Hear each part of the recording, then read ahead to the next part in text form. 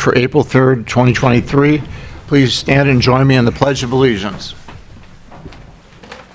I pledge allegiance to the flag of the United States of America and to the republic for which it stands, one nation, under God, indivisible, with liberty and justice for all.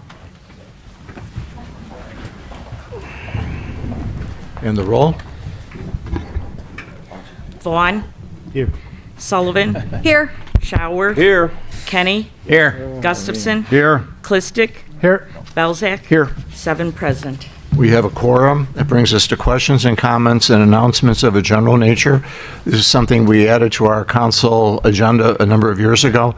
This gives people from the audience an opportunity to address the council on an issue that's not on our agenda. Does anybody have anything they'd like to share with the council that's not on our agenda? Please come forward and just state your name. Good evening. Good evening. My name is David Leatherwood, and I'm addressing the council about a Airbnb hotel that just opened up next to my house. I don't think anybody wants a hotel next to their house when they bought a residential house. And we're having a problem with parties. We had a 45-foot bus pull up in my 90-year-old neighbor's driveway at 11 o'clock at night.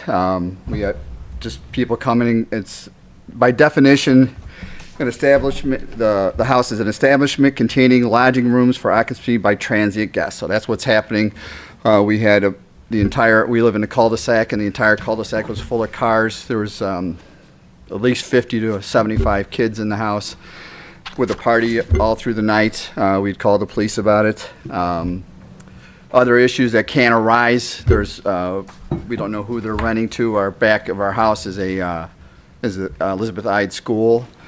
So what we're asking the city council to consider is something to prevent this from happening. I know they can 30-day leases. That's something that's pretty like a short-term lease.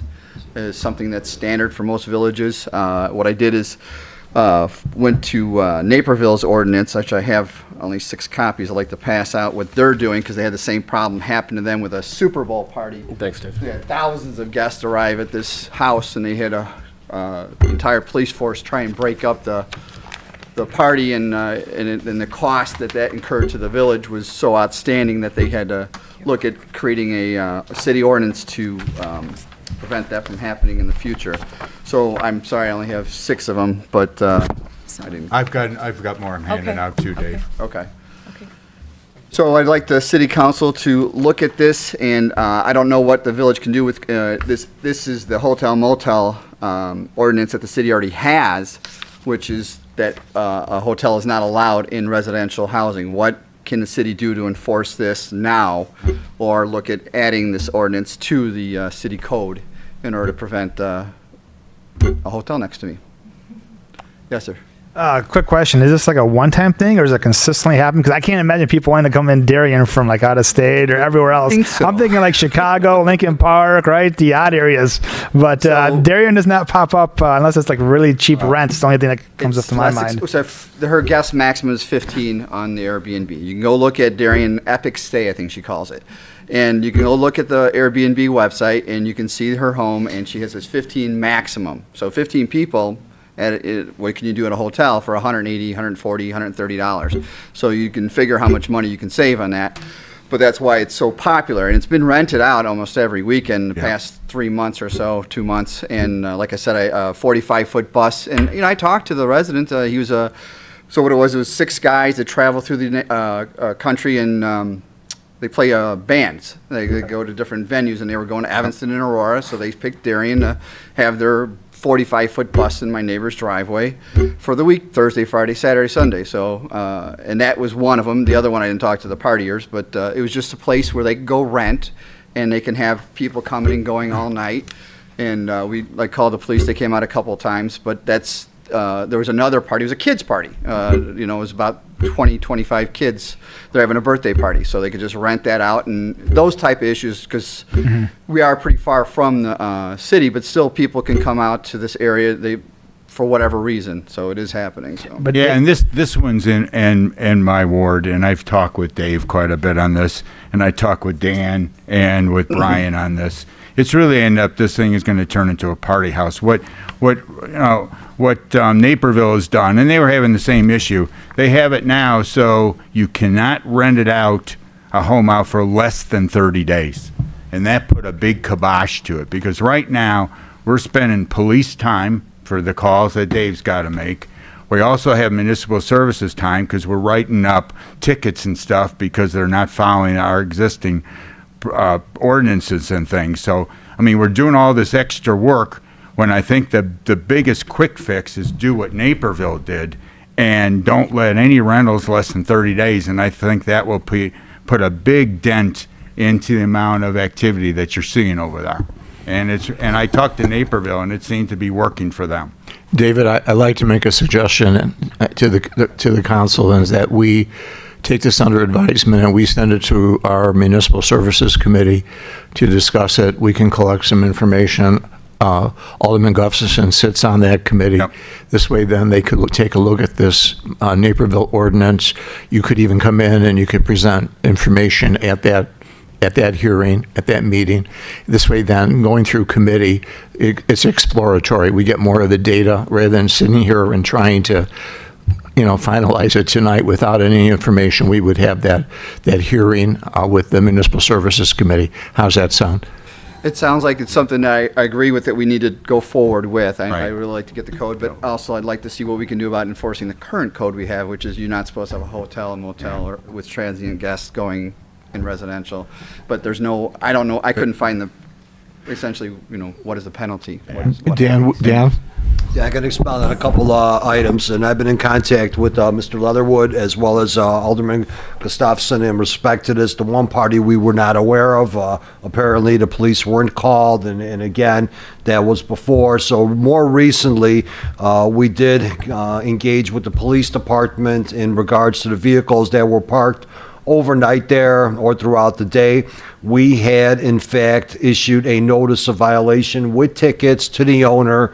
I believe it was a week and a half, 2 weeks ago now. So that owner will have to show up in court in order to, defend herself, himself, whatever the case is. And it was cited on a current code that we have. Any more than 2 non-family blood relative members cannot be in the same house, more than 2. Okay, so that's the way we're currently looking at it. So that's number one. Number two was with the RV. The RV itself was a notice of violation. So while that's a notice of violation, we have to follow what is referred to as a due process. That due process is basically 15 days of notification, then it goes to a ticket. Again, understanding that what we believe is the Airbnb, within 15 days it's going to be gone, but they've been warned. So with that warning, my opinion is the second time that a bus shows up, let's say within a year, for whatever reason, then they would be ticketed again. As I look at it as an RV. You may look at it as a bus. It's just a matter of terminology, one and the same as far as I'm concerned. But, and I applaud Dan for doing all that work on the enforcement. But I think if you went to no less than 30-day rental, Dan may not have to do all that work. Because that's all we're doing now is trying to stop someone from doing something that we have code for, but we're going to have to constantly go back also at with the this. 2 blood relatives, how am I supposed to know that? See, and this is the problem. Yes, ma'am. So, Dave, I had a house across the street from me that was rented out for a full year, and it was rented out to 2 argon scientists from Switzerland, greatest people in the world.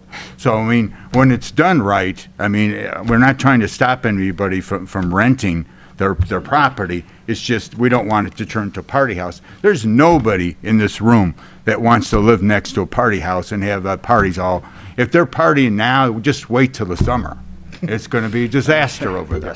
Lester, you had a situation over in your ward, I remember, like a year or 2 ago. We haven't had any issues since that incident. Correct. And those were the same enforcement procedures Right. that I just mentioned were put in place, and it did get curtailed. Actually, there was 2 of them. One in the 6900 block, Clarendon Hills Road, and then one near the high school as well. So they do come up every once in a while. It's not as frequent. And Ms. Mayor, if I'm understanding that correctly, would we be bringing a motion back to the city council for direction to provide? Correct. Okay. Why don't you let Mr. Leatherwood know the date of your next municipal services meeting, Dan? Was it the end of April? Correct. 3 weeks from today. You might want to write that down, David, and I'll be From talking today, with you, okay. Dave. Okay, great. and then this Eric is on the, your alderman is on And I'll the let you committee, know. so. Any other Okay. questions for me? All right, thank you for listening to me. Have a great Yep, night. thanks for coming in, Dave. Thank you, David. Anyone else? Okay, that means we move on to approval of our minutes. I'd like a motion to approve the minutes of the March 6th, 2023 City Council meeting. Moved by Alderman Kenny, seconded by Alderman Shower. Any questions or comments? If none, the roll. Kenny? Aye. Shower? Aye. Vaughn? Aye. Belzak? Aye. Clistic? Aye. Sullivan? Aye. Gustafson? Aye. 7 ayes. Our minutes have been approved. Takes us to receiving of communications. Do any of the aldermen have communications they want to share? Alderman Shower. Thank you, Mr. Mayor. I got a phone call from Janet Tungett, who lives at 1041 Bobolink. She had two issues. The first issue was the fence that was deteriorating behind, I think it starts at Q and goes all the way south to the bank that separates that and Bobolink. It was pretty bad. I reached out to Dan. What's the latest update on that one? Currently, we have a notice of violation going on that as well, as long as Public Works looking into that. So we've been working on it. Last year, we had a similar complaint to which certain things were addressed, or all the things were addressed with the exception of storm sewer, but it was still in an acceptable state.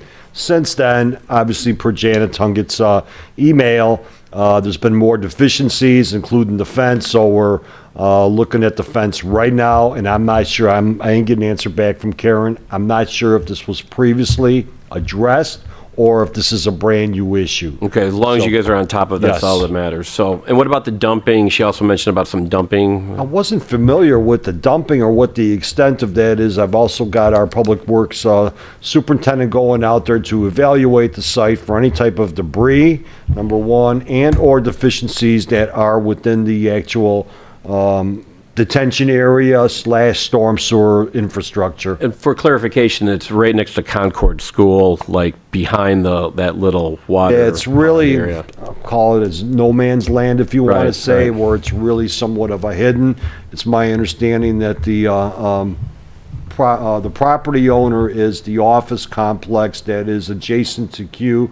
Used to be, can't think of the name of the company, out of Chicago, but No problem. anyway, Althoff or something like that?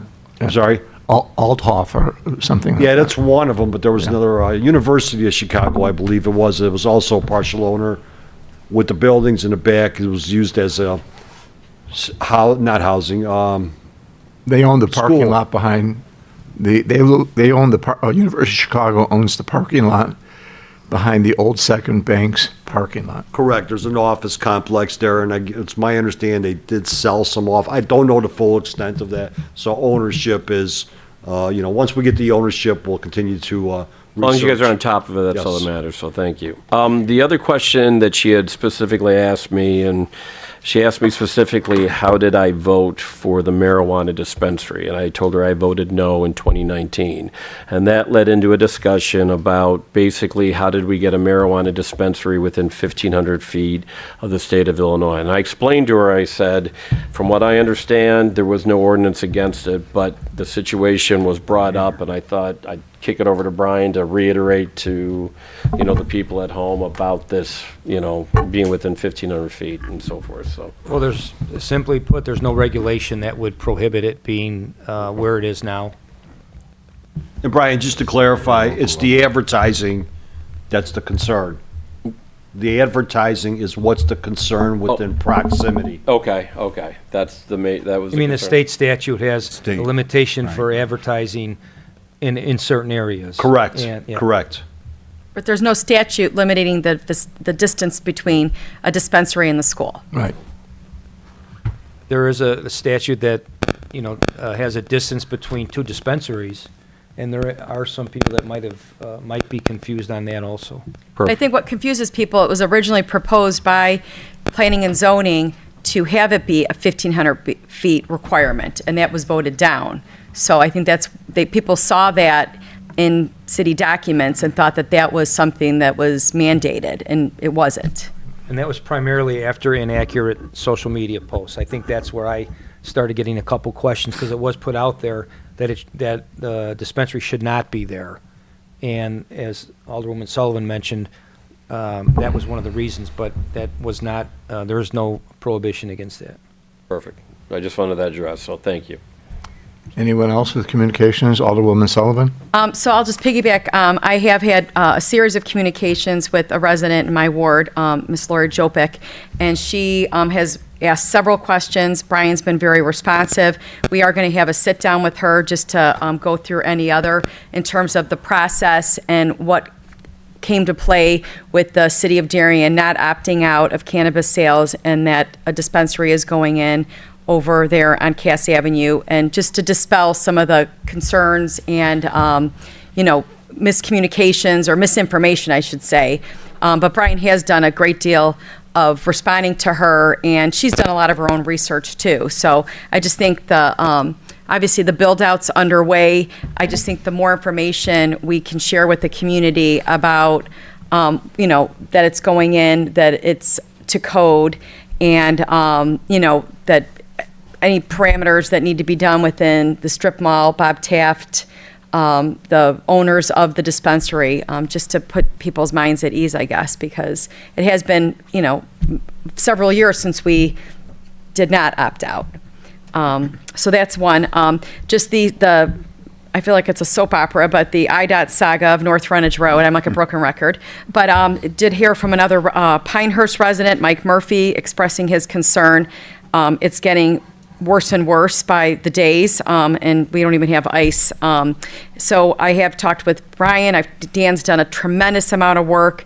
We are encouraged that it's on the list of projects to be done, but I'm hoping that we can push a little harder and make some headway to get it elevated on the to-do list when we go down to Springfield later this month.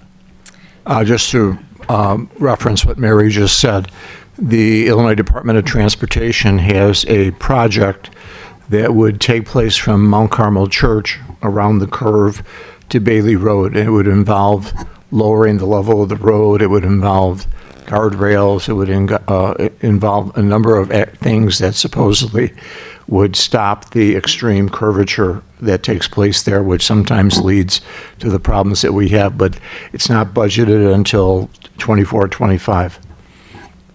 Just to let people know, I don't want anybody to think we're going to have it done tomorrow. It's about a year or so away. Tom? Communication from Mr. Mike Yukis, 7801 Sawyer Road. The issue is when you get heavy rains, the easement is higher than the rest of the yard, so it doesn't go away, so you end up with icing. So they had a couple water breaks a few years ago, and just over time, it didn't. Usually that settles quite a bit, but it doesn't seem to have settled, so you just get water stuck on the sidewalk in that area, so.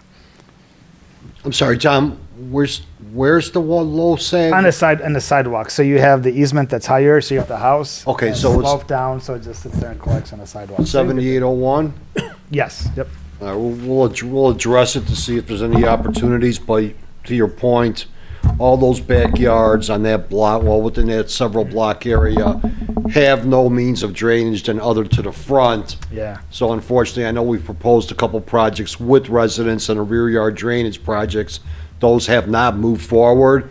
We have a couple others that are moving forward in the same scenario, but we will address that and reach out to the residents. Eric? Yeah, just a couple quick ones. I had a conversation with the resident on Drover Lane, and they requested a yield sign at Drover and Parkview. And looking at that, I agree with it. I reached out to Dan, and I congratulate him and his team had the sign up in a week, so that yield sign is now up. The other one is I worked with a resident on Beller Road requesting a new light pole at Woodvale and Beller, and worked with the resident, got the additional signatures from the nearby residents. The electrical work has now been done, and we're just waiting on the electrical pole to be delivered. So once again, I thank Dan and his team for the quick work. Thank you. Anyone else? Joe? Yes, Mr. Mayor, I had a conversation from Jack Quinter on Summit Road regarding a stop sign. He feels that traffic down his street is excessive, and sent that information to Mr. Gombach's office. They've been out to talk to him. They're going to do a 7-day study. That is correct. We just completed, as a matter of fact, I have preliminary results indicate that there is not a concern there, so I will be forwarding a report back to the resident as well as yourself, and for any enforcement, additional enforcement that may be required over to the police department. Okay, thank you. All right, bear with me. I have about 3 or 4 communications.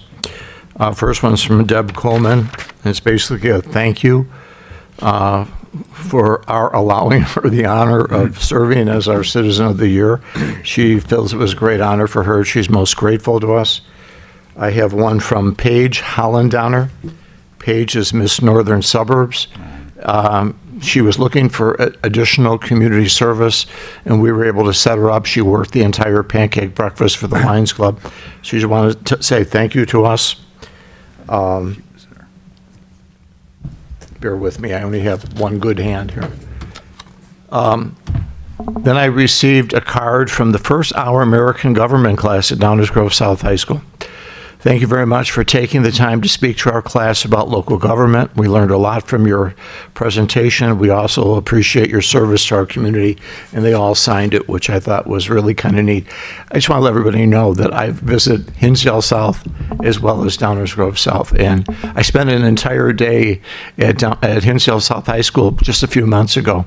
So when the kids asked me what's the best part of being mayor, best part of being mayor is being able to go to Hinsdale South or Downers Grove South and visit the classrooms. And I taught American government, so it's always fun to be able to talk to a group about American government. So I appreciate that.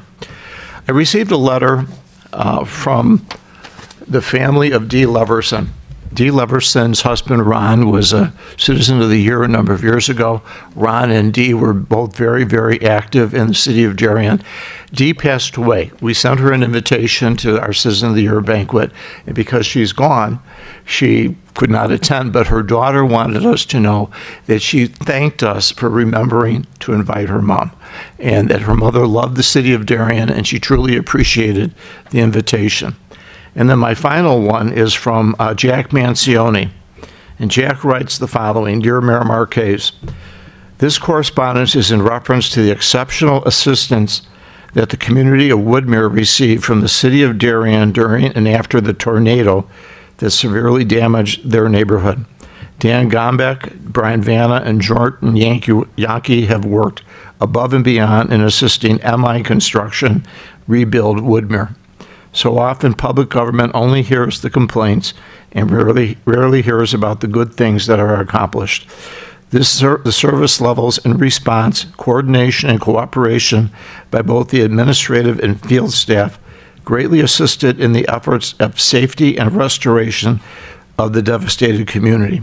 We are in the final stage of completing Woodmere, beginning the front entrance this week.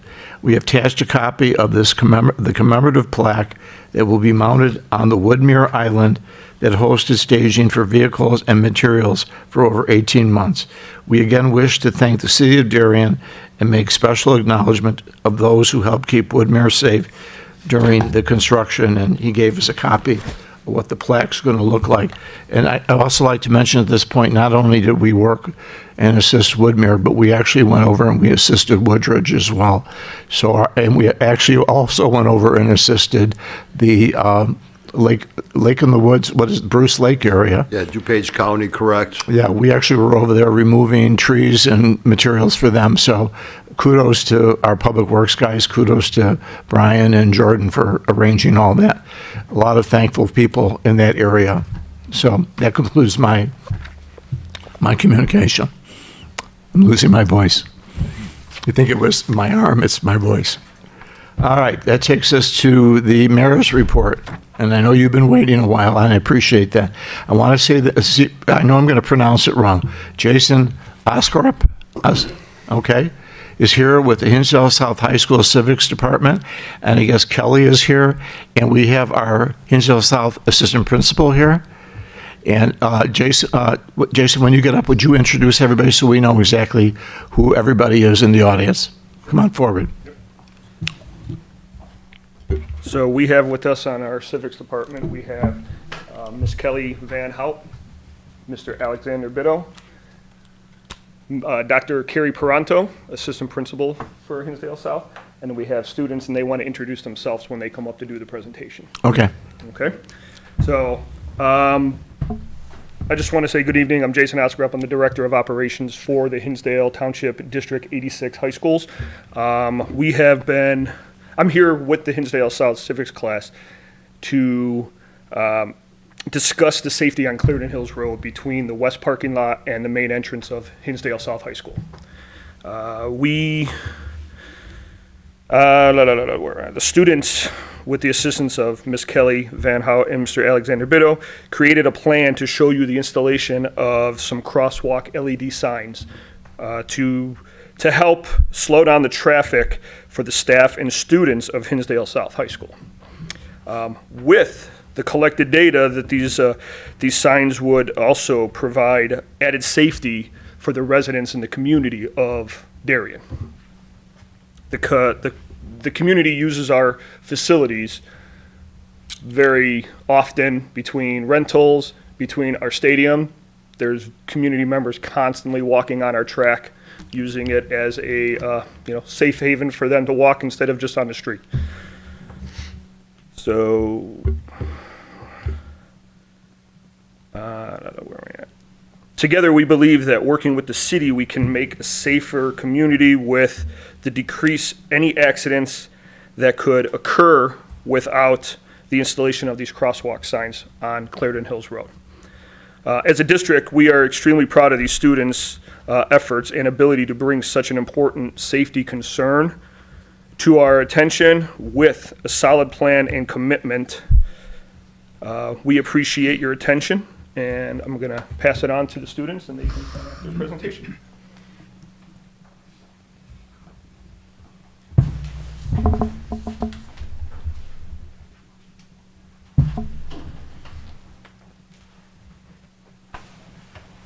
You might want to move that microphone over so we catch your voice. Okay. Yes, you hear? Good evening. My name is Umar Hassan. I'm a senior at Hinsdale South High School. And my name is Nakaira Culver. I'm also a senior at Hinsdale South. And for our service learning project, for our civics class, we were coming up with ways we could make Hinsdale South a safer environment. And a lot of our ideas revolved around the parking lot and the crosswalk and overall transportation. So we're proposing a way we could enhance safety and the flow of traffic of Hinsdale South.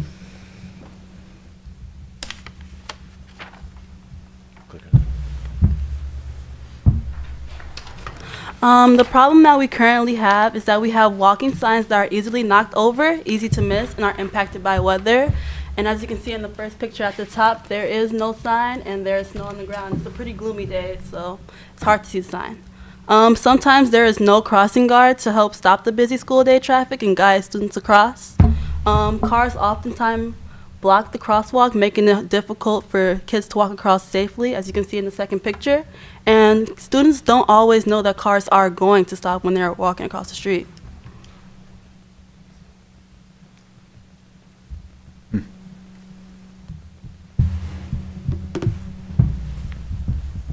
So we're proposing that we add lights to our existing sign, as well as potentially the ground as well, to make sure that they're visible and vibrant for passing traffic, and remove our current sign, as you can see right there on the bottom, which basically has the same structural integrity as a wet floor sign. And enhancements like this have been proven to decrease pedestrian accidents by up to 48%.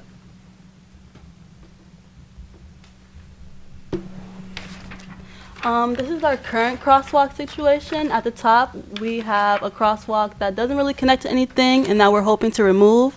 And we hope to have the bottom two crosswalks used and electrified to make traffic flow easier and students be seen more easily. Students will be more visible, and it will just be a smoother process walking across the street.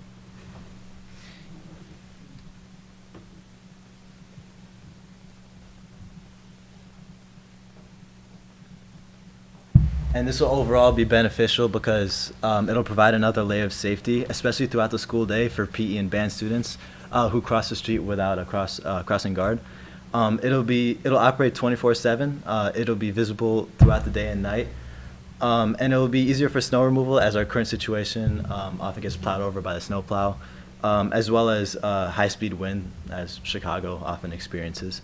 And this will hopefully improve driver awareness and compliance between pedestrians and drivers, and hopefully give them more time to decrease their speed with the flashing lights.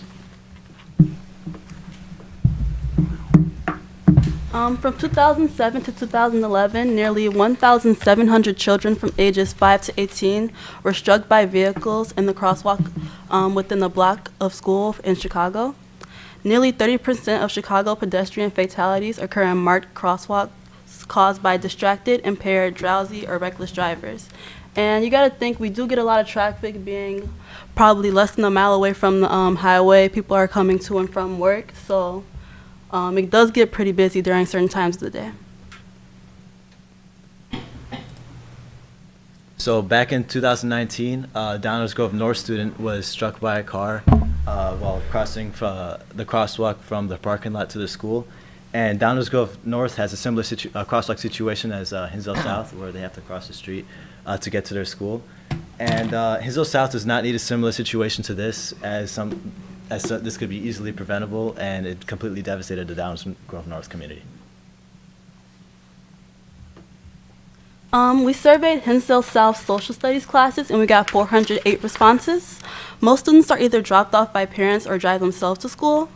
Hinsdale South students that live less than a mile away don't receive bus services, so that means that they have to like find a way to school. Like either they're dropped off, they walk, they're using like the crosswalks, you know.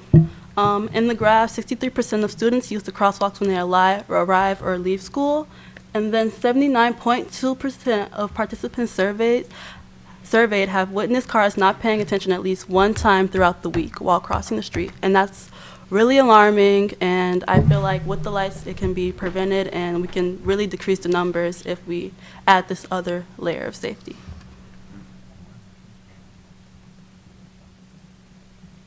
So in the survey, we also asked for testimonials from students and staff.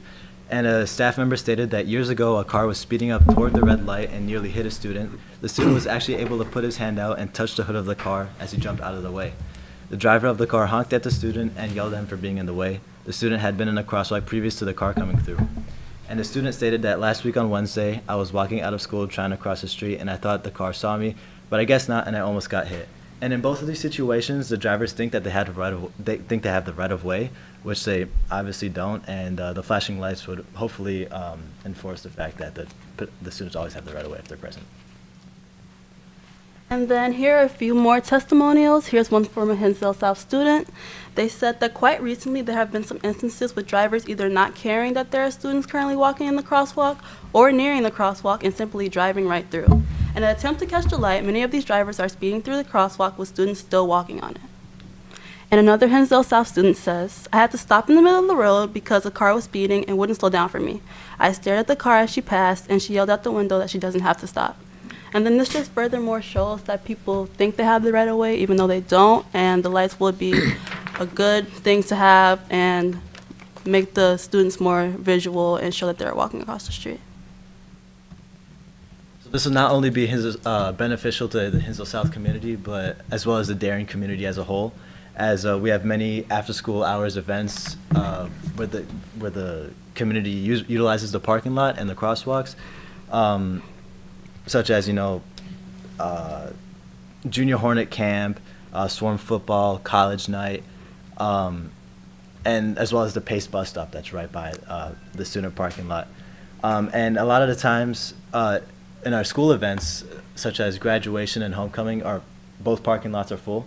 And people who are unfamiliar with our parking situations, such as elderly people as well as kids, would be crossing the street without a crossing guard, oftentimes throughout the night.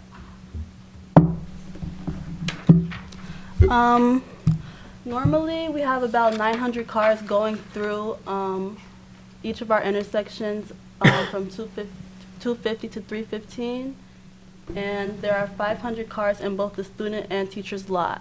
and there are 1,300 kids exiting the building at the end of the day. So as you can imagine, it gets pretty congested. There's a lot of things going on. And with the lights, we feel like it will just be safer and better for kids to have. We also surveyed that 500 students crossed the road during school hours, 400 of those being students who are crossing the street to use the track and field for PE, and 80 of those being band kids with their instruments practicing for marching band. And 276 students have purchased parking passes in the parking lot. However, the statistic often goes up as more sophomores and juniors get their licenses and start driving. And many of those cars are carpool cars where they drive siblings and friends. Faculty also park in the student lot, as well as traveling substitute teachers. And during our early release, kids who have early release or late arrival, they cross the street without a crossing guard, as well as early release Wednesdays, where Hinsdale Central staff comes to Hinsdale South for meetings. Thank you for your time and consideration. Any questions? Yeah, I got a question. So these lights, I'm assuming you press a button and the lights would go on the street when people are crossing. They wouldn't be on all the time flashing. It would probably be on all the time, No. flashing. Oh, it wouldn't be? I can comment once they're done, so. Okay. That's my, because if they're on all the time, people would be like, they're just going to blow through it after a while. Correct. So if they're flashing when you would press a button, correct, Dan? If the students are finished, I'd love to entertain the city council if there's an opportunity. Mary? I just want to say that was fantastic. Yeah, you guys did a great job. I'm Great super impressed. Long overdue, having 3 Hornet graduates, all who have parked in that lot, myself, who have volunteered at the school during the day, and that's where volunteer parents park, and it can be death-defying. And I know Rocco, who was, a long-time Hinsdale South employee, who was a crossing guard, like the Walmart greeter, and I know, like, during, peak hours, there's someone there, but most of the time, there's nobody there, and people, just like in grocery store parking lots, they aren't paying attention, and it is very scary. So thank you for bringing this to our attention, and I commend your group on an excellent presentation. Downers Grove, you alluded to it, the Downers Grove North, they have a stoplight where they hit the button. It's a regular traffic signal. Mm-hmm. And unfortunately, Beth lost her life to a DUI on that case. So no crosswalker, flapping lights or flashing lights would have saved that poor girl. So just FYI on that. Lester? Great job, guys. So we've been back and forth for some years now, pre-COVID, during COVID. This project has been in the works for a while. Dan outlined some things that they had to do, like 4 items that they had to do, but they're here because it is a safety concern. And we've talked about Frontage Road, we talked about Summit, and this is a key cornerstone of our community, Hinsdale South. So, they're here because they want our support, not only just, applauding them, but they want our support financially as well with their project. And I hope that you guys will be on board to support, if possible, to support their efforts and whatever remedies that Dan has outlined for them to do. So he's outlined a great proposal, and I think, we'll hear him out.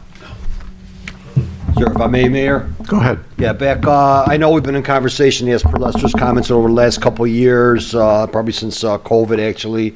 More recently, I'm not sure if Jason is here this evening. You are, okay, I wasn't sure. I missed the name, so I apologize. But Jason, I know I just recently sent him an email back in January, and the concern is, the city has not taken this as their infrastructure. This serves the school. It's, when it was installed, how it was installed is somewhat of a mystery.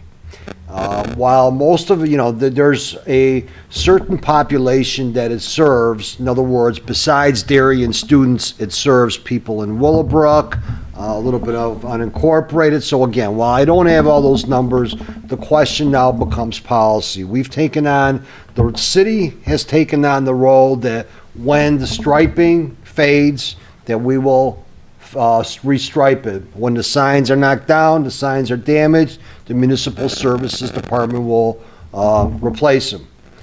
Recently, and it's a great point that all the students came up with, because we're actually approving something on the city council, hopefully approving something on the city council tonight that's similar to what you're referring to. It's a pedestrian crosswalk just north of Plainfield Road, and there's standards of how it needs to get applied. So the first and foremost thing is that, there's two questions. Number one, is the city willing to participate in this? What's the cost? The cost, and I happen to have it, approximately $37,000. Now, again, it's a policy question of whether or not the city council is willing to help finance or finance at all. The second thing is that there has to be an engineering study, a traffic engineering study. The two crosswalks that are currently in place are probably outdated from a technical engineering standpoint.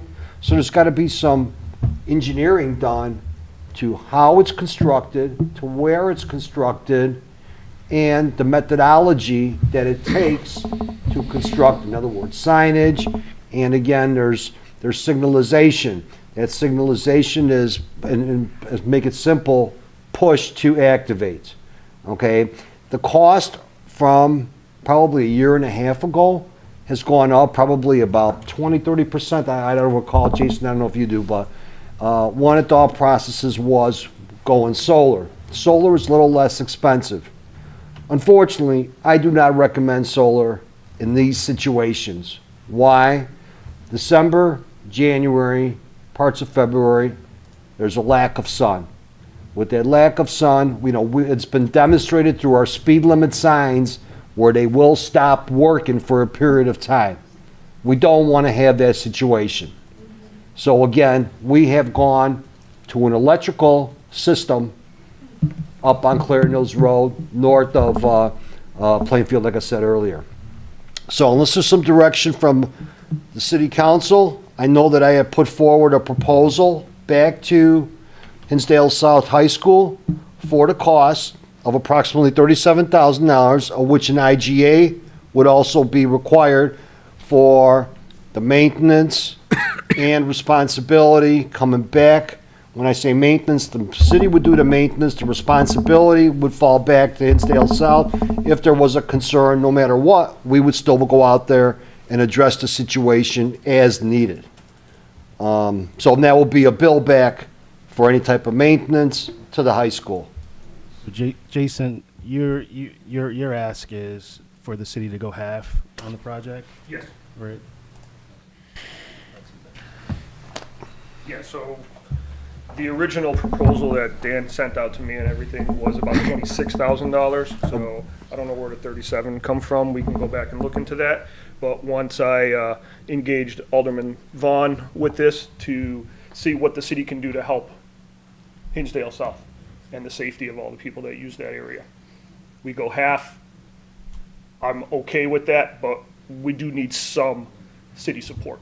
And Jason, I think your comment with the 26,000 might have been with the solar, until I did a little further research and felt that solar was not adequate for the safety. Well, I have not received that proposal, so we can get back into that and look at it. Sure. It's a not to exceed 26,000. Yeah, in this case, it's 37,000 at this point, period. So now it's even more than what we were proposing in the original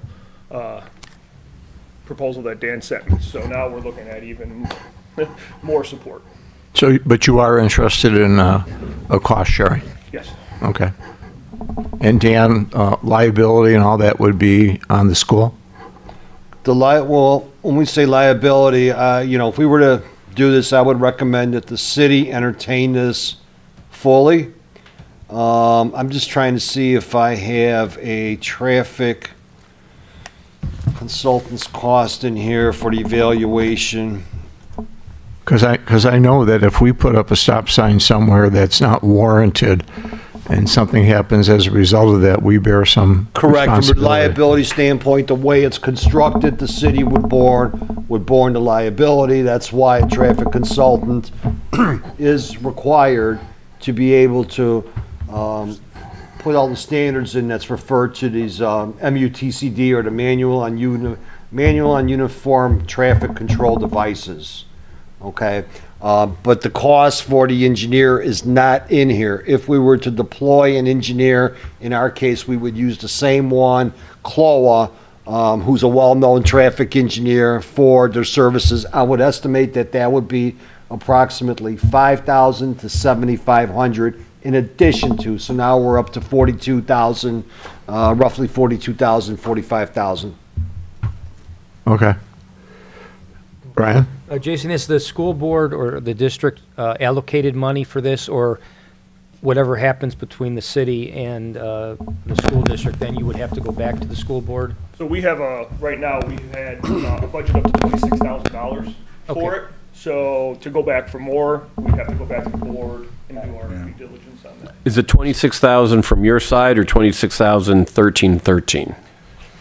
We budgeted 26,000. Okay, Okay, okay. just off the side. I'm Okay. asking, even though, it's a lot of money, we just put it out there to, that, for the amount that it would be, we looked at, we would be able, since it is a city road, to go half with that 13 on our end before the new price came through. So even with the new prices, you guys are budgeted for Correct. to come in with. Alderman Belzak, you had a... Yeah, it's more for Dan.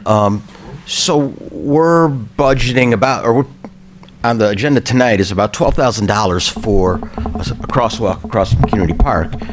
How is this different, and what would explain the additional expenditure to have two of these? Because if you take 12 and you multiply it, it's 24,000, and you're talking 37. Now I understand what we're just approving the actual purchase of it and not other things. So where do we get from?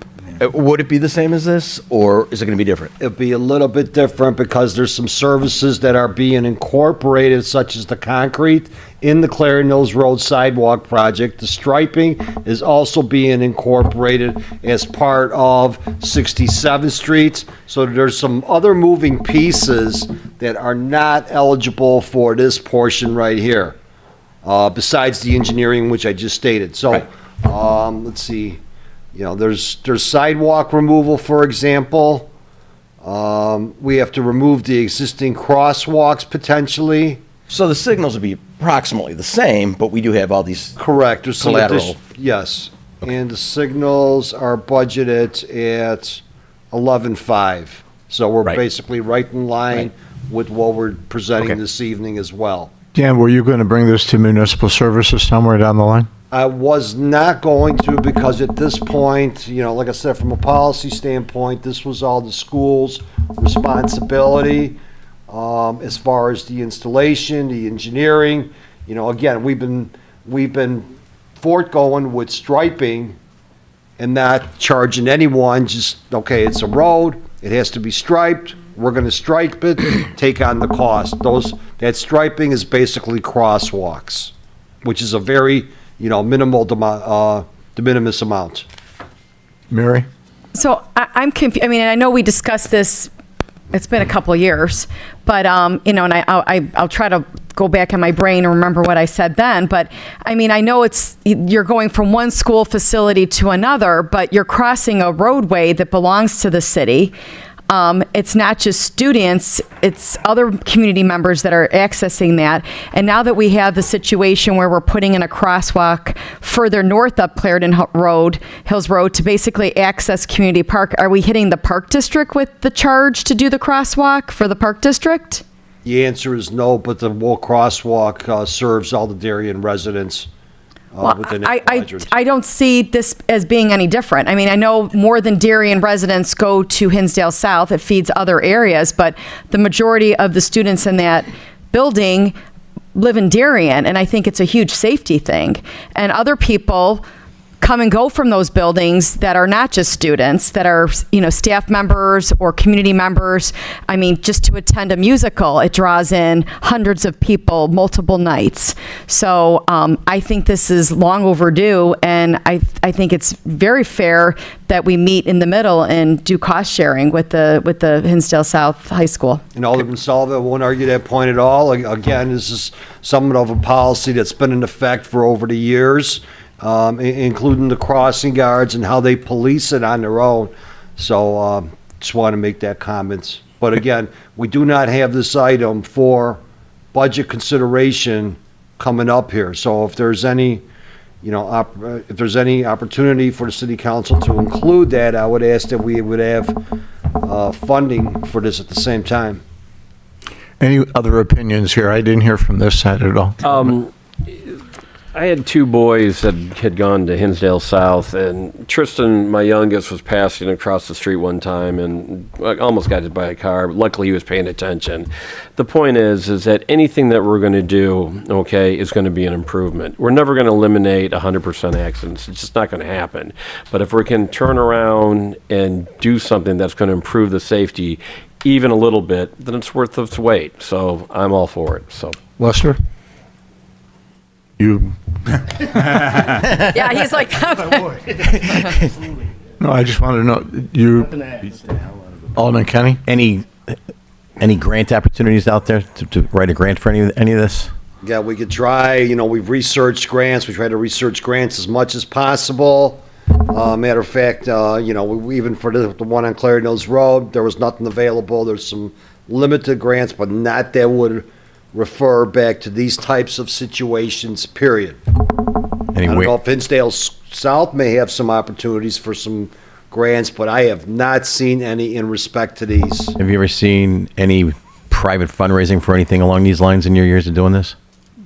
The only reason I'm asking, because I just saw that Rotary Club Downers Grove last week do a presentation where they went over to Malawi, Africa, for water wells, and it was a lot more than $26,000. Oh, sure. this is our community. This is our, I'm not knocking the fundraising thing, but it's like we should be taking care of our safety of our residents. Alderman Belzak? Yeah, 100% in favor of it. I've dropped off my daughters at school when they were attending, and it's definitely needed. I've seen cars speed up to try to beat the kids to the crosswalk, so I know it's needed. Alderman Gustafson? Yeah, when it comes to student safety, we got to find a way to do this. I think they did a great job in showing what the need there is. There's definitely a need. So now I think we just kind of have to dig deep and make this happen. What point did I say no tonight on that?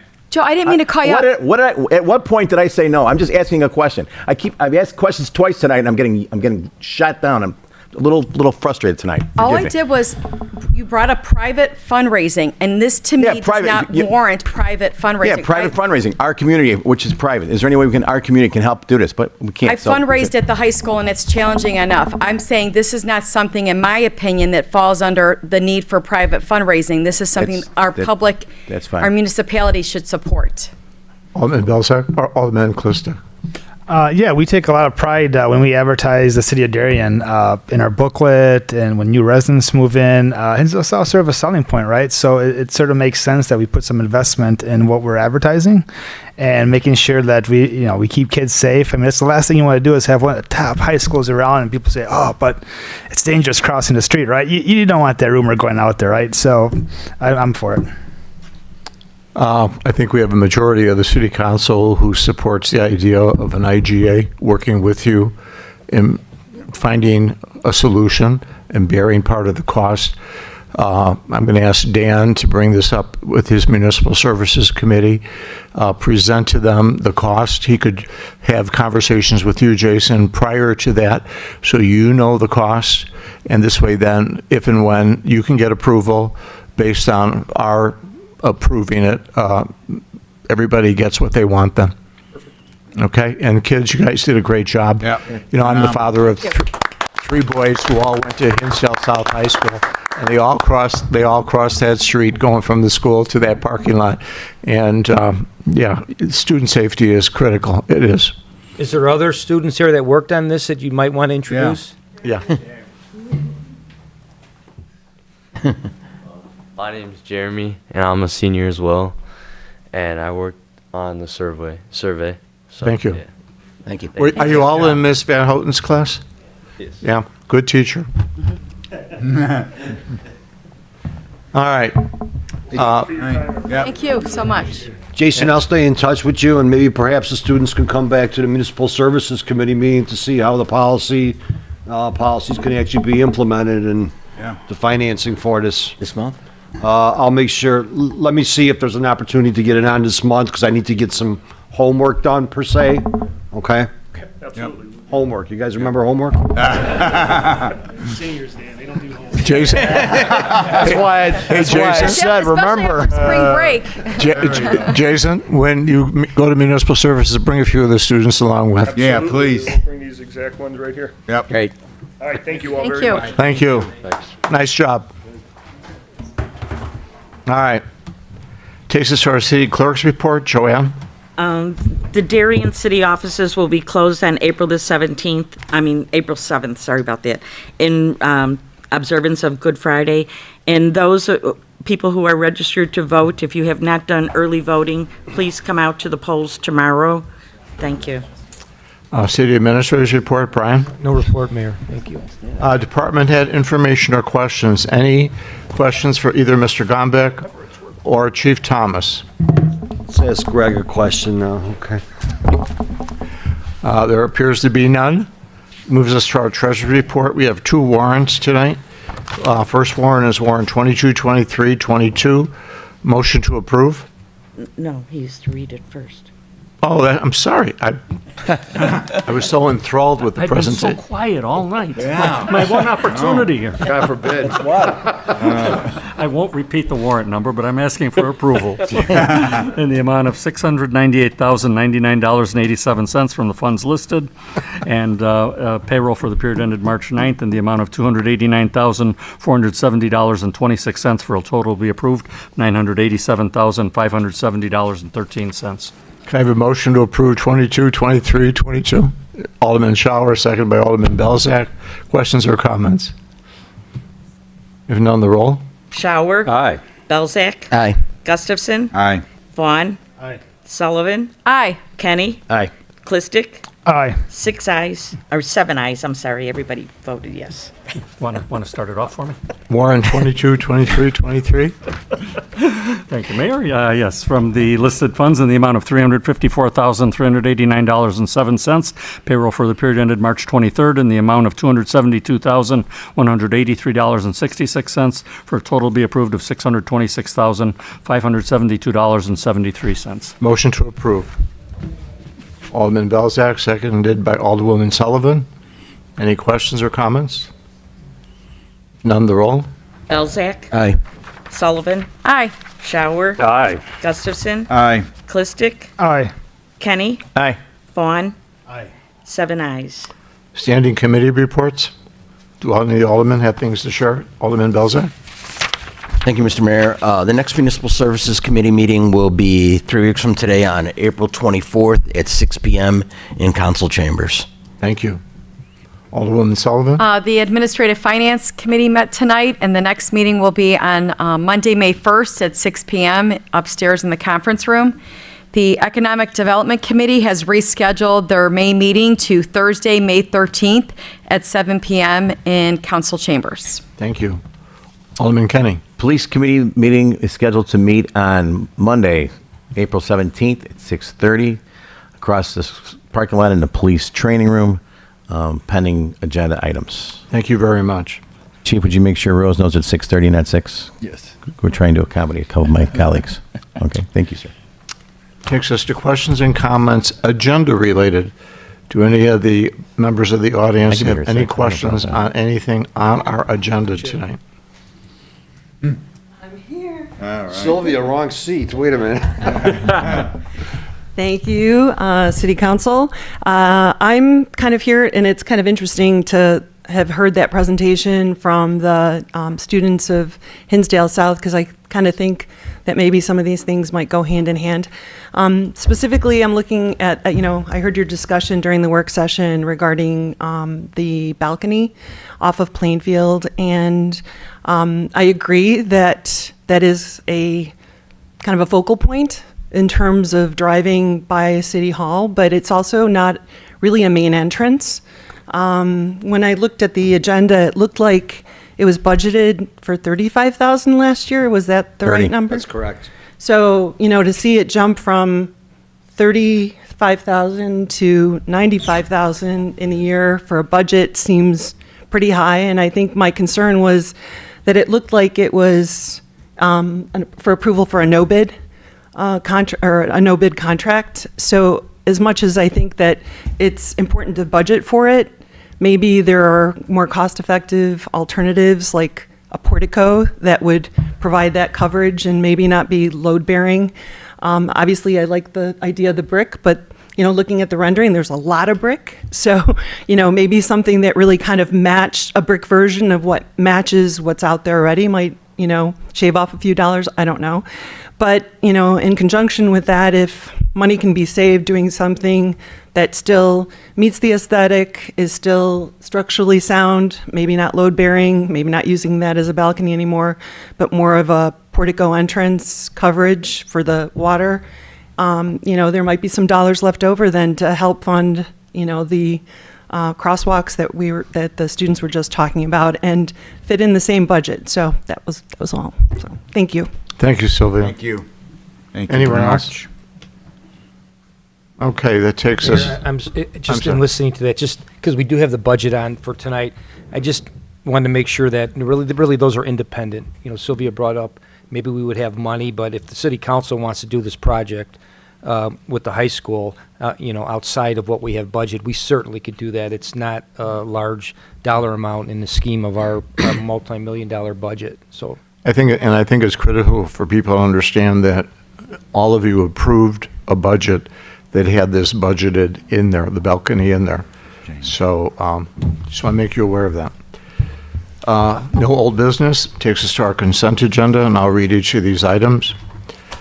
Consideration of a motion to approve an ordinance approving a variation from the Darien zoning ordinance for 6805 Scotch Pine Trail.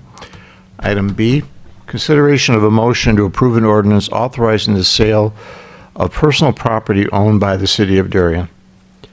Item C, consideration of a motion to approve a resolution authorizing the purchase of one new trailer, model number PHCAM 164 STTXW, tilled trailer from A&W Trailer LLC in the amount of $15,039. Item D, consideration of a motion to approve a resolution authorizing the purchase and delivery of one new sewer grate set from L&G Welding Services Incorporated in an amount of $7,060. Item E, consideration of a motion to approve a resolution accepting a proposal from TAPCO for the purchase of a pedestrian crosswalk signalization system for a mid-block crosswalk application at Clareton Hills Road and Roger Road in an amount not to exceed $11,779.02. And item F, consideration of a motion to approve a resolution accepting a proposal from Dorner Company for the city's water system in an amount not to exceed $54,935 to rebuild internal critical components of pump control valves and altitude valves. Motion to approve. Alderman Shower, second by Alderman Kenny, and the roll. Shower. Aye. Kenny. Aye. Gustafson. Aye. Sullivan. Aye. Clistic. Aye. Vaughn. Aye. Belzak. Aye. 7 ayes. The consent agenda has been approved. Takes us to new business. Our first item under new business is consideration of a motion to approve an ordinance approving the 2023-2024 budget. Motion to approve. Alderwoman Sullivan, seconded by Alderman Gustafson. And discussion.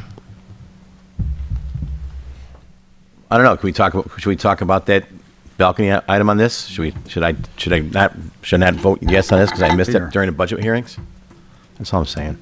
Just aggravated tonight, Mayor. Forgive me. The budget doesn't mean. I don't think Joe, is there approving a the question budget you want changes. us to answer, or you just No. venting? Okay. Tonight I'm just I venting. didn't I'm know just if you- venting tonight, okay. sir. Thank you. Okay. I wasn't here during the budget hearings for that discussion. And I apologize. Otherwise, I would have probably said something when I saw a budget of our balcony at $90,000, but I missed it. So shame on me. Okay, we have a motion and a second. All in favor? Oh, I'm sorry. We need a roll. This is a roll. Sullivan. Aye. Gustafson. Aye. Kenny. Aye. Shower. Aye. Belzak. Aye. Clistic. Aye. Vaughn. Aye. 7 ayes. Our budget's been approved.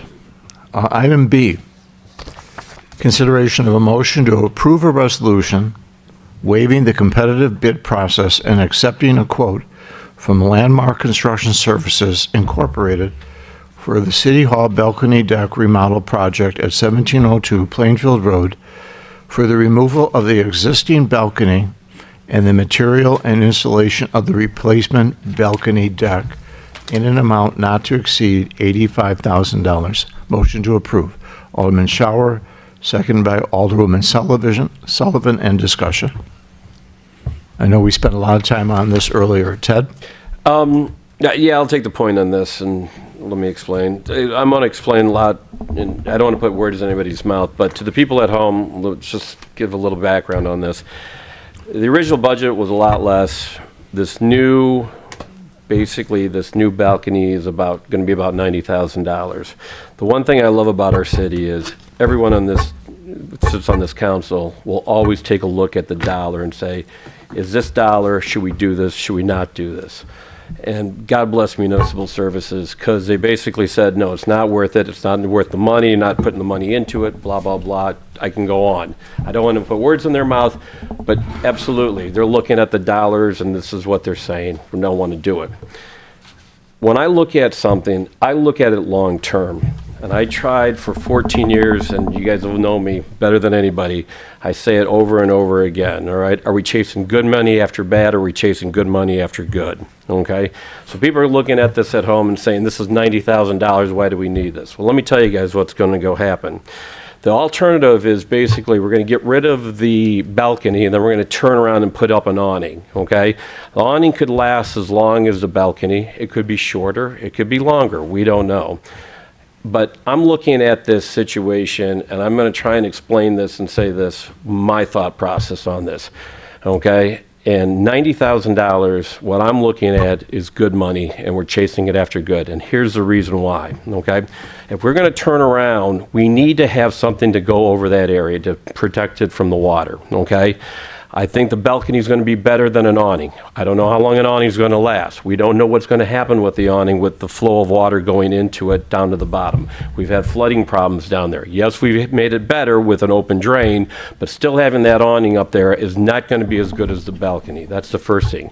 The second thing is we're not sure how we're going to be able to put metal rods into brick that's going to hold up an awning. How long is that going to last? How much is going to happen if we have a blizzard? What's going to happen with a major snowstorm? What happens with 120 mile per hour wind?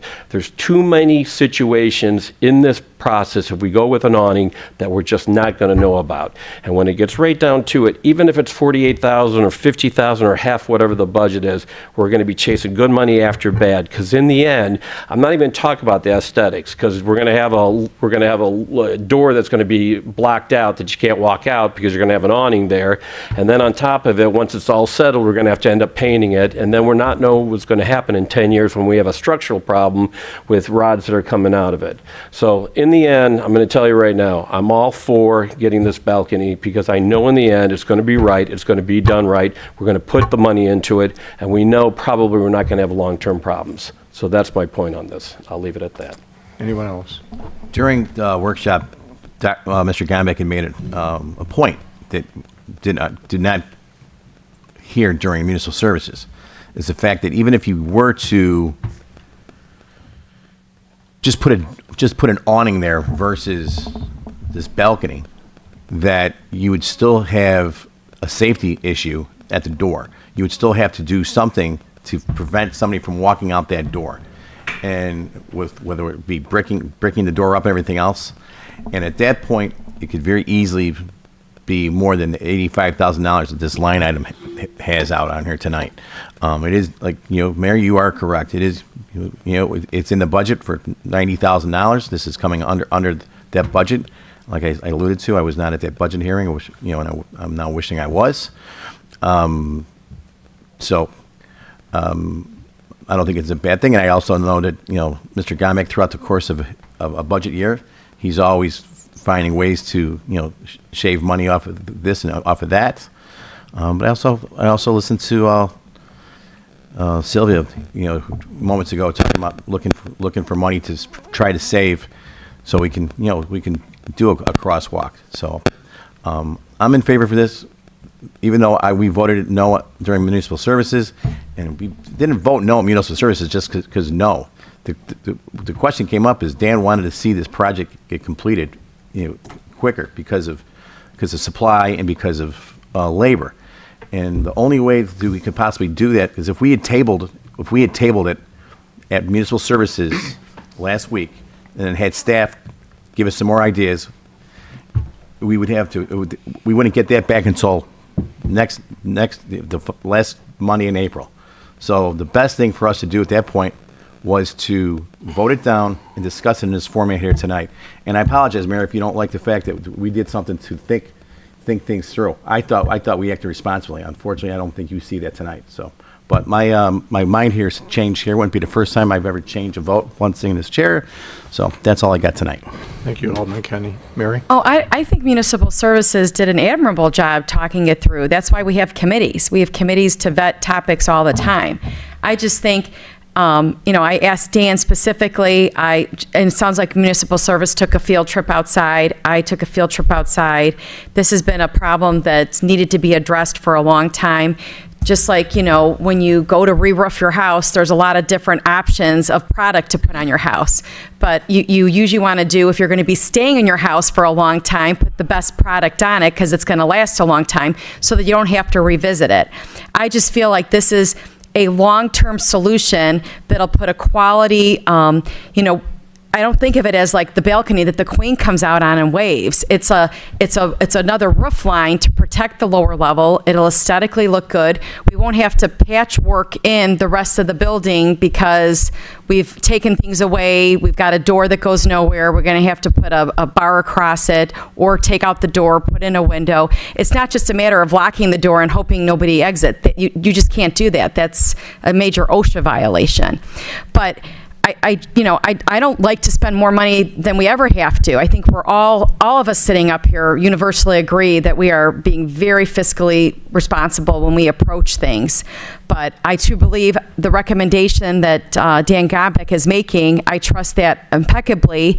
And I understand that the waiving of the competitive bid process is put in place because you couldn't get other people to bid on it, correct? That is so correct. Why waste time going out for bid when you couldn't get people to bid on it in the first place? Then we're losing time. And honestly, having a family that's in the construction business, the cost of doing business is only getting to be more expensive. So 4 months from now, it's only going to cost us more to do it. I feel like the sooner we can pull the trigger on this, the better.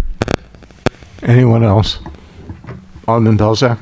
Just to reiterate what I said earlier, it wasn't about we don't want to do this. It was about, is there a better, less expensive way of doing it?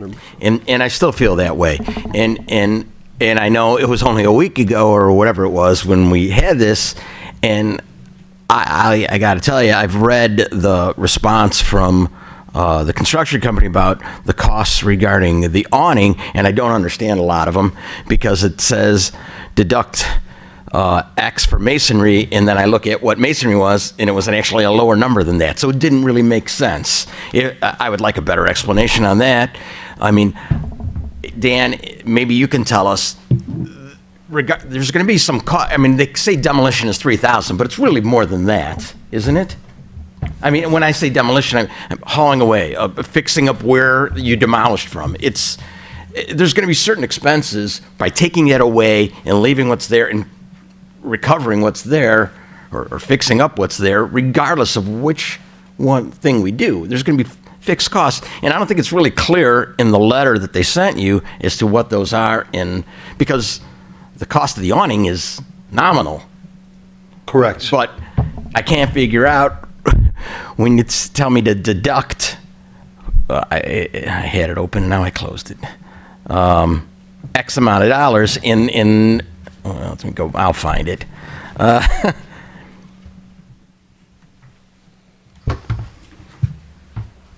it is.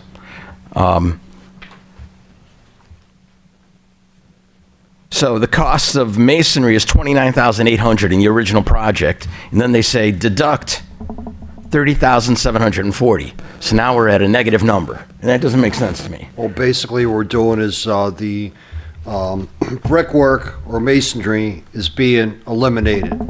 So by being eliminated, now those columns are going to go, be some type of the awning itself is going to be some type of, I'll refer to it as a freestanding type of awning. If that was what we were to go for. Again, the pillars would be gone. There's, I believe, 1, 2, is there 4 or 3 pillars? I can't recall right now. I think what you're saying is 4. Apples to apples, right? Like I'm trying to figure it out. I mean, it says structural framing carpentry is $14,750 on the initial project, and then it says if we do it the other way, take off $16,000. Right. Well, again, we're at a negative number. You know, and I get there's overlap, but I would like that explained to me so I know what I'm approving. It isn't apples to apples. It's apples to oranges, and it doesn't make sense. I don't like the way they did it because they said we're taking this off. Not tell me what we're doing. I mean, and I it costs understand. X. You're saying we're taking this off, and it's really difficult to understand what the expense is. I mean, general conditions. I don't know what that is either. $3,500. That's basically a markup for the general contract. So concrete work is $8,755 on the initial project, and none of it's being eliminated. So what is that? That's the ADA accessibility. Then we already have that. Along where? For the walk, the ramp that's currently in place, it's not up to par. Oh, okay. So we're replacing that regardless. Yes. So that 8,700's either project. Yes. Okay. Now I understand that. That was just my thought. When I was looking at we're subtracting masonry, or subtracting carpentry, it didn't match up with the initial proposal, and it didn't make sense to me. And there's some modifications such as the handrail, for example. Okay, how are we now going to support the handrail for the ADA accessibility? Whether that was going to go, that I believe was going to go into the masonry that was proposed originally. Now there might be a discount on that masonry, but there's some added cost on some type of pole setting per se. So you can't attach it to the brick anymore. Now you have to basically put it into the ground, so on and so forth. So there's some details, and they're really fine details at this point to where it's really de minimis. But everything can be explained, yes. Oh, okay. My last question regarding this, though, is on the letter that they sent, it says clean, mastic, patch, point, and paint the existing face brick. Wouldn't we be doing that regardless? No, because everything that we're doing is Gonna be basically covered by gonna be, yes. Okay. All right. Oh, Michael? I've sat pretty quietly by during this entire discussion. And I think the one thing that comes out, I agree with you, Tom, I think on most things. And it just seems like, I mean, the original plan looks wonderful. But if there is a way of saving money, that's even more wonderful. Everybody knows I love saving money. Sylvia, I think we all like saving money. And it just doesn't seem like we've done the rest of our homework to get from point A to point B. And nothing bad about Dan. Dan's sort of been thrown in this in the last couple days and trying to patch this together. Why not just give him a couple more weeks to come up with something where everybody can be comfortable with whatever the decision is? Because it seems like right now, nobody's totally comfortable. Yeah, this looks great, but can we save a few dollars on it? It may end up costing us a couple $1,000s of extra engineering. I'd be willing to gamble a couple $1,000s to save potentially $40,000 or $50,000. Just my own opinion. Anyone else? Yeah. I mean, yeah, and I agree with that. I mean, I've managed, and I've been through numerous budget processes in my career. And simply put, the one rule I always made is I don't vote for something until I fully understand the alternative. And I don't understand right now what the alternative is. It may not be as good, and then I'll vote for this, but I don't know. And until I know, I can't vote. As simple as that. Tom? Oh, thank you, Mayor. Initially, I didn't see the plans here previously. I do see them now, and during our meeting here, I took some time. I looked at other municipal services. Other village halls, Westmont, Burridge, Downers Grove, I think, is getting a new one, and then sort of come to realize, I think Mayor made the point that you hang your hat on City Hall, sort of. It is sort of a show place a little bit. If it's not managed, not well maintained, people are like, wow, do we want to move into Darien? Things are falling apart. What does this mean for other items, right? So everyone else makes a very good point if you can save a few bucks here and there, but ultimately, the image of someone driving by looking to buy a home, maybe a young couple, might glance at this like, it's things are falling apart. These sort of bad taste, right? Like that sign in front of the insurance company there at Cass Avenue and Plainfield, right? Just a sign, but it leaves a bad image for the whole town, right? So you take that same opinion and you apply it to City Hall, and you bring those questions to mind. So I'd be fine supporting it. Okay, we have a motion and we have a second. Anyone have anything to add? If nothing more, the roll. Shower. Aye. Sullivan. Aye. Vaughn. Aye. Belzak. Nay. Clistic. Aye. Gustafson. No. Kenny. Aye. I have 5 ayes and 2 nays. The item passes. It takes us to item C, consideration of a motion to approve a contingency in the amount of $5,000 due to unforeseen structural deficiency items that may be encountered during the building construction. Motion to approve, Alderman Shower, second by Alderwoman Sullivan. Discussion? If none, the roll. Shower. Aye. Sullivan. Aye. Vaughn. Aye. Kenny. Aye. Gustafson. No. Clistic. Aye. Belzak. Aye. 6 ayes and 1 nay. The motion passes. Takes us to questions, comments, and announcements of a general nature. I just wanted to mention and say thank you. Received a lot of beautiful cards from a lot of people over the last couple of weeks. It hasn't been the easiest.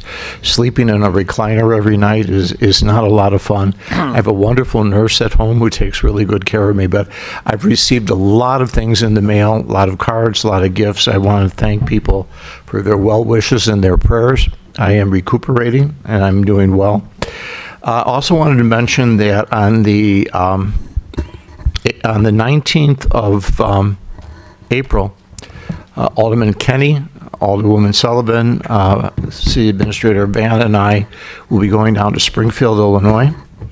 Our main purpose is to get the governor and the state legislature to pass and accept Representative DeLuca's bill, which would increase LGDF from its current 6.16% to 8.5%, and thereby increasing it gradually up to the original 10%. We have lost, as a city, in the last 11 years, over $14 million as a city. The state of Illinois has lost, that means all municipalities have lost $8 billion in that 11 years. There are municipalities that is their primary source of revenue, the local government distributive fund. For the city of Darien, it's our fourth highest form of revenue. And where does it go? It goes to public safety and it goes to infrastructure. That's where it goes. The state of Illinois, last year, there was a bill. There were 85 reps that signed on to it. The governor wouldn't let it come up for a vote, and they gave us 0.10 increase. This year, we have a campaign going. I have personally met with 25 state reps and senators over the last 3 months, some via Zoom, to ask them to please support this legislation. Alderwoman Sullivan will be down there, Alderman Kenny will be down there, and we're all going down there with the same purpose, and that is we're lobbying on behalf of the city of Darien, and we're lobbying on behalf of the municipalities in the state of Illinois. And we have 275 mayors that are supporting this legislation. So if you're a resident out there and you're listening to me, this is your money. This is your money you send to the state. And if you're concerned about saving $40,000 on a balcony, you are losing $600,000 to $700,000 a year in possible revenue by not having LGDF funded where it should be. So call your state representative, Call John Curran. Call the new representative Igofsky, who's now the mayor of Lamont. Call, what's her name? The one with 3 names. What's her, Ann Stava Murray? Ann Stava Murray. Call them. Let them know that you want them to support this legislation. We'll be down there on your behalf. I have a personal meeting set up with the governor, along with 7 other mayors, and our goal is to get Governor Pritzker to see that the best investment that he can make is to invest in local communities. In fact, that's our theme, invest in communities. Because if LGAF goes through, if they make that increase, we're not just helping one population or another population, we're helping every population in the state of Illinois. So call your state reps and tell them you want them to support Representative DeLuca's bill, which is going to increase LGDF. And I'm sorry for going on my soapbox tonight, but I wanted to say that. You know, what they say in Springfield is we're getting a bigger piece of the pie now than we did before. And the fact of the matter is the pie has gotten so big that the state of Illinois has gotten an even bigger piece of the pie. Right now, they have close to $2 billion, and increasing it to 8.5%, which costs $500 million to local municipalities. And yet they throw up roadblocks before they'll do something like that. So we need the public support, not just the people in this room, but the people out there in Darien. Pick up your phone, write a letter, let them know that you want this law passed. Thanks. Appreciate it. Mary. Thank you, Mayor. Just an announcement that the Darien Women's Club is having a glamour gala on Sunday, April 16th at 11 a.m. And there's still time to buy tickets. It's open to anybody. You don't have to be a Women's Club member. It'll be a lovely day. You can get information on it by looking in your Darien Direct Connect or visiting the Darien Women's, that's plural with an S, club.org website. Sylvia. Can I still say one more thing? Yeah.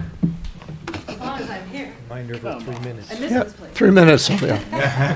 No. This is, I just wanted to let everyone who's listening know that at the next city council meeting, we're going to have our environmental committee invited Robin Grange from Argonne to come and present to the city council about things that are going on at Argonne. And if there's people that are listening that aren't aware, for the first time in 5 years, Argonne's going to have an open house on Saturday, May 20th, I believe.